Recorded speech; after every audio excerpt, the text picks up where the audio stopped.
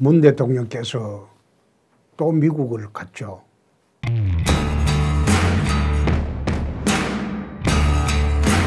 아마 이번 미국 간 목적은 대북 제재 완화를 얻어내기 위해서 간 것으로 보입니다. 또 미국의 입장에서도 가능하면 외교로 북핵을 풀기 위해서 노력을 하고 있죠. 그래서 어떤 결론이 날지는 잘 모르겠습니다만은 지금 상황에서 대북 경제 제재를 완화하는 것은 나는 배가 아니다, 그런 생각을 합니다.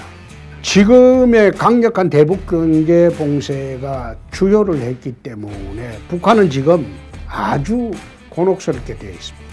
북한의 2018년도 대중 수출은 2억 1314만 달러로 작년 대비해서 마이너스 88%나 곤두박질했습니다. 경제 성장률도 2017년도에는 마이너스 3.5, 그리고 2018년도에는 마이너스 5%로 대폭 추락을 했습니다. 민생이 마지막 단계에 와 있습니다. 핵을 포기한다면, 개혁 개방으로 나간다면 미국뿐만 아니라 대한민국도 적극적으로 북한을 지원해서 경제회생을 시켜줄 그런 여력도 있고 우리도 그런 생각도 있습니다. 그러나 북은 핵을 포기하지 않고 손만 벌리고 있습니다. 그런데 문 정권은 대북 경제 봉쇄 효과가 극적으로 나타나고 있는 이 시점에서 이젠 제재를 해제해 주자는 쪽으로 정책 방향을 잡고 있습니다. 나는 이게 정말로 위험한 선택을 하고 있다, 그런 생각을 합니다.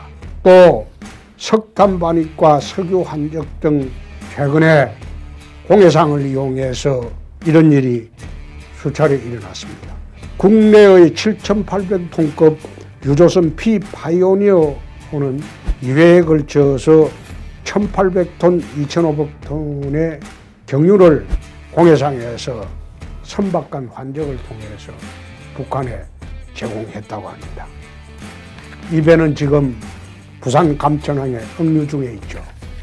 참 걱정스러운 게 이런 일이 석탄에 이어서 석유도 발생을 했다는 것은 북한의 에너지란이 얼마나 위급하게 진행되고 있는가를 보여준 결정적인 증거라고 아니할 수 없습니다.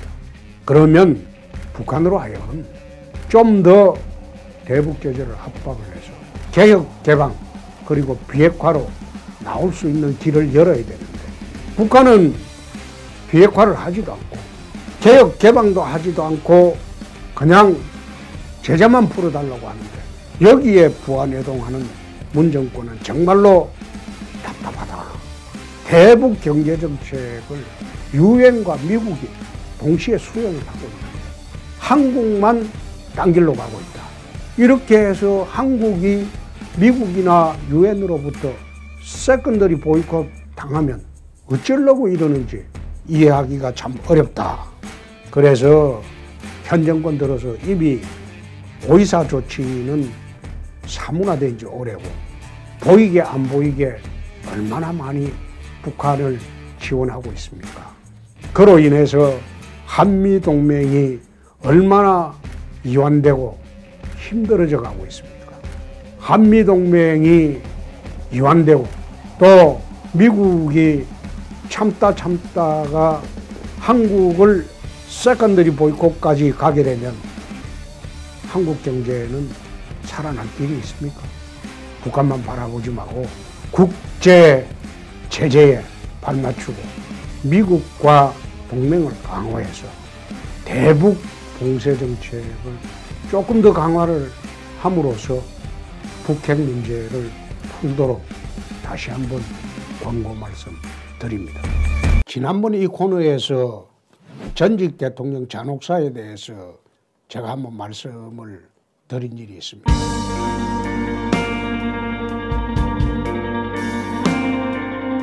그런데 오늘 다시 이런 말씀을 드리고자 하는 것은 문재인 대통령에게 제대로 좀 숙지를 하시고 앞으로 좀 달라졌으면 좋겠다, 이 뜻에서 다시 한번 말씀드리고자 합니다.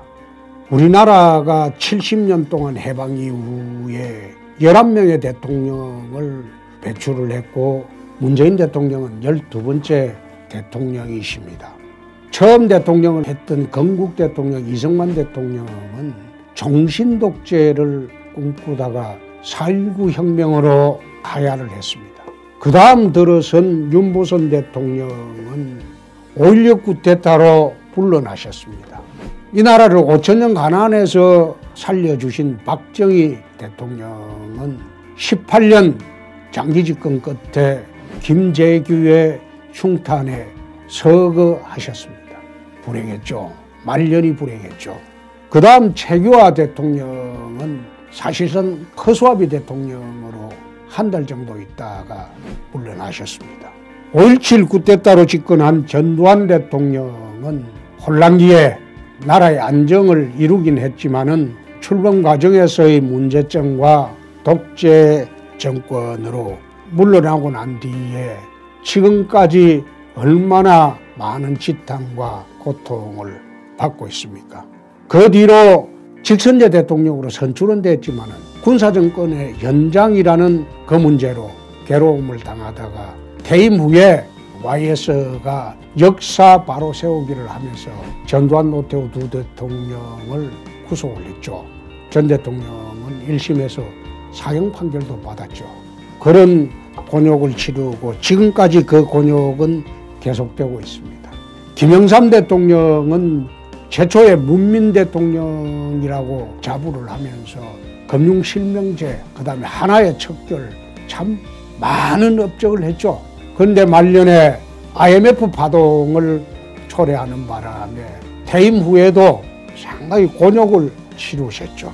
김대중 대통령은 저는 이분 재임 시에 많은 공과에 대해서 논의가 있습니다만은 하나 참 잘하셨다 이런 생각이 드는 게 재임 중에 정치 보복은 하지 않았습니다. 그러다 보니까 해방 이후의 대통령 중에서 유일하게 노후가 편안하게 보내셨고 그리고 안락한 생활 속에서 영면하셨죠. 노무현 대통령께서는 최초의 서민 대통령을 꿈꾸면서 열심히 나라를 위해서 노력을 했으나 노무현 대통령 시절부터 대한민국은 세대 간의 분열과 좌파우파 분열이 극심해졌죠. 그것이 지금까지 투표할 때마다 나타나는 그런 현상이 되었죠. 그러나 퇴임 후에 박연차 사건으로 부엉이 바위 위에서 투신하셨죠. 이명박 박근혜 대통령은 문재인 대통령 들어온 이후에 노무현 대통령 투신에 대한 그런 정치 보복적인 성격으로 지금까지 영어의 몸이 되어서 감옥에 계시고 있습니다. 우리나라 대통령은 그동안 11명의 전직 대통령이 계셨고 지금 1명의 현직 대통령이 있습니다. 지금 현직 대통령이신 문재인 대통령은 촛불 정권이라고 국민들 앞에서 내세우면서 모든 것을 자의적으로 처리를 하고 있습니다. 정치도 그렇고 경제도 그렇고 사회도 그렇고 법조도 그렇고 문화도 그렇습니다. 이른바 좌파 광풍 시대죠. 이렇게 정치보복으로 이명박 박근혜 두 대통령을 감옥에 가두어 놓고 계속 탄압만 있으면 과연 본인은 무사하다고 생각을 하실는지 참 난 그것이 걱정입니다. 한진의 조양호 회장이 숙환으로 돌아가셨다고 하지만 저는 화병으로 돌아가셨다고 봅니다. 남의 눈에 피눈물이 나게 하면 자기 눈에도 피눈물이 날 수밖에 없다. 그게 세상 이치입니다.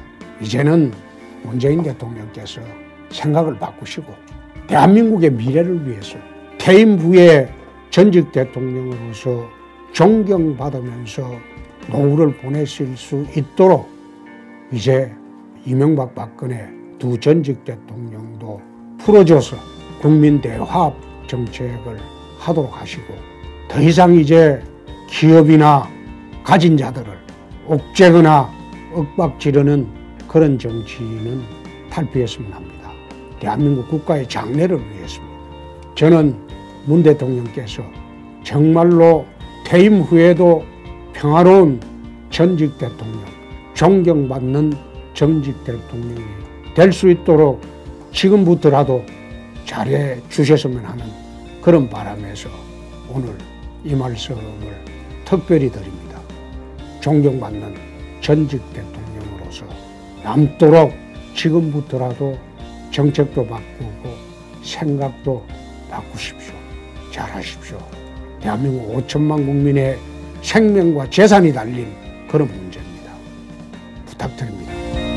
조양호 한진그룹 회장이 미국에서 70세의 비교적 젊은 나이에 예석하게도 별세를 했습니다.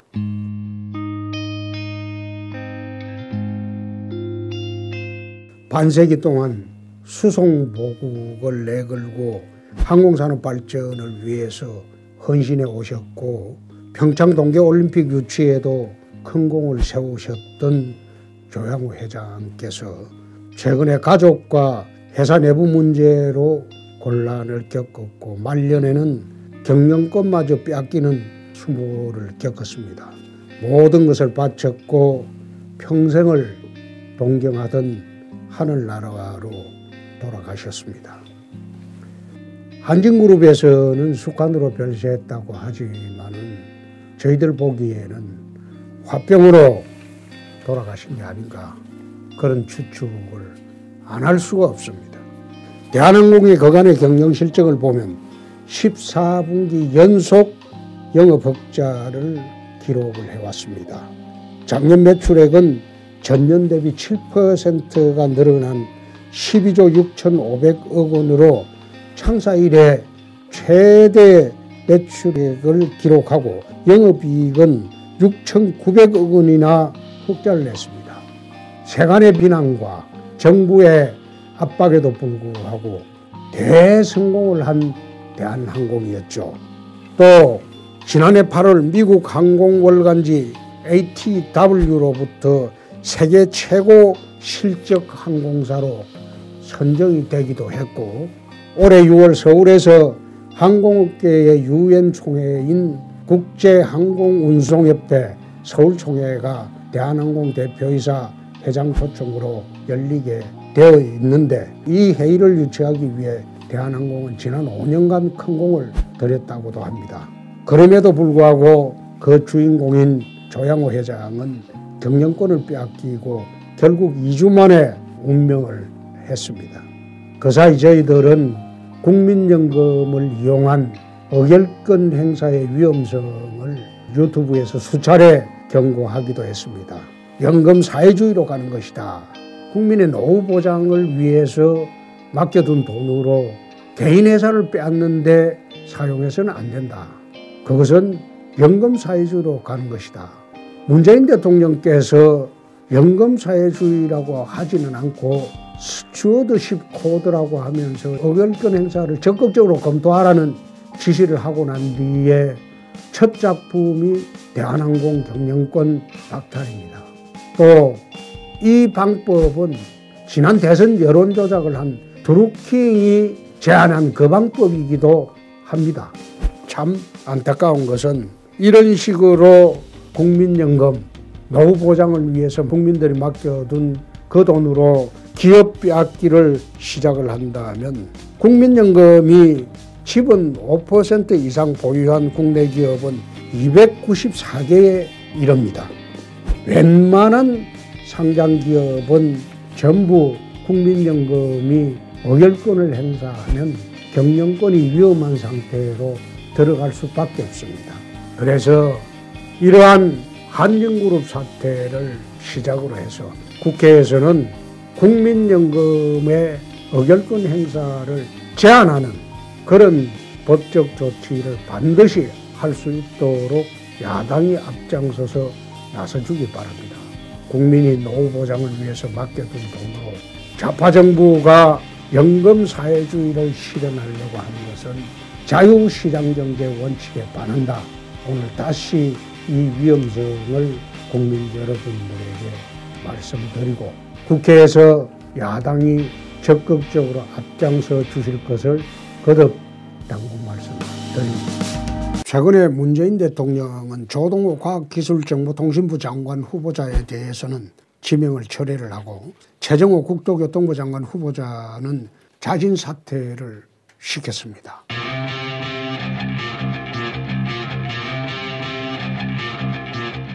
말이 자진 사퇴지만 사실상 청와대에서 요청을 했겠죠. 그래서 장관 후보자 7명 중에서 2명이 이제 낙마를 했습니다. 그러나 캠코더 인사라고 통상 알려져 있죠. 대선 캠프, 그리고 코드 맞는 사람, 그리고 더불어민주당, 이 사람들 중심으로 하는 정부 인사는 캠코더 인사라고 통상 국민들은 그렇게 이야기하고 있죠. 박영선 중소기업 벤처부 장관 후보자나 김현철 통일부 장관 후보자 구하기 위해서 아마 두 사람을 사석작전으로 쓰겠다, 그렇게 보입니다. 그러나 집권 이후에 수많은 인사실정이나 인사실패를 가져온 조국 수석은 그래도 문 대통령이 예뻐 보이는지 계속 데리고 있으려고 하고 있죠. 인사검증이 총체적으로 불실했죠. 집권 초반부터 지금까지 얼마나 많은 부실이 있었습니까? 그래서 인사 시스템이 붕괴가 됐다, 이런 말이 이제 공공연히 나돌고 있습니다. 지난번에 곽상도 민정수석 인사검증 잘못했다고 이야기한 게 김학의 차관 한 사람이죠. 그런데 그 김학의 차관은 임명된 지 7일 만에 낙마를 했죠. 말하자면 인사 잘못을 뉘우치고 교체를 했죠. 그런데 이 정권은 장관이나 정부 부처의 주요한 인사들, 그리고 헌법재판소, 대법원 판사, 모든 사람에 대해서 지난번에는 또 선관위 상임위원도 그런 식으로 물의를 강행했죠. 반성하는 게 없어요. 그것은 왜 그러냐? 소위 촛불 독재의 오만입니다. 자신들만이 옳다는 그런 오만입니다. 오만에서, 오기에서 출발하는 인사는 국민들이 동의하지 않는다.